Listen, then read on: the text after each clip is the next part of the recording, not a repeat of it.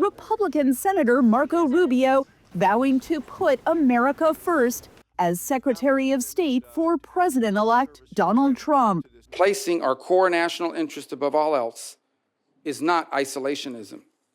It is the common sense realization that a foreign policy centered in our national interest is not some outdated relic. Rubio received a positive reception from both Democrats and Republicans on the Senate Foreign Relations Committee, where he has served for the last 14 years. President-elect Trump and Senator Rubio are clear-eyed and understand that where freedom and democracy exists, America has strong allies and trusted trade partners. Marco has a strong record of holding the regimes in Communist China, Cuba, Venezuela, and Nicaragua accountable for their repression and tyranny. He will work with President Trump to punish communist regimes for their crimes. Trump has said he will seek an end to Ukraine's war against Russian aggression as soon as he takes office. Democratic senators asked Rubio to outline what that deal would look like. What you think is important for us to do in order to ensure that there is the strongest possible negotiating position if Ukraine and Russia do get to the negotiating table? I think it should be the official position of the United States that this war should be brought to an end.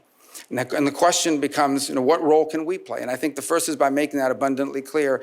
And my differences with the Biden administration throughout this process is that they never clearly delineated what the end goal of the conflict was. Rubio also addressed the possibilities opened up by the ceasefire in Gaza. There are opportunities available now in the Middle East that did not exist 90 days ago. Whether it's what's happened in Lebanon, whether it's what's happened in Syria, whether it's what hopefully will happen with the ceasefire and the release of hostages after horrifying detention and unjustifiable actions by Hamas. Whether it's any of these three things are all in combination.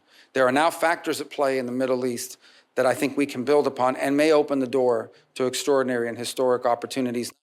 And looking ahead, Rubio said the greatest threat to the United States was the Communist Party of China. They have elements that the Soviet Union never possessed. They are a technological adversary and competitor, an industrial competitor, an economic competitor, a geopolitical competitor, a scientific competitor now, in every realm. It's an extraordinary challenge. It's one that I believe will define the 21st century.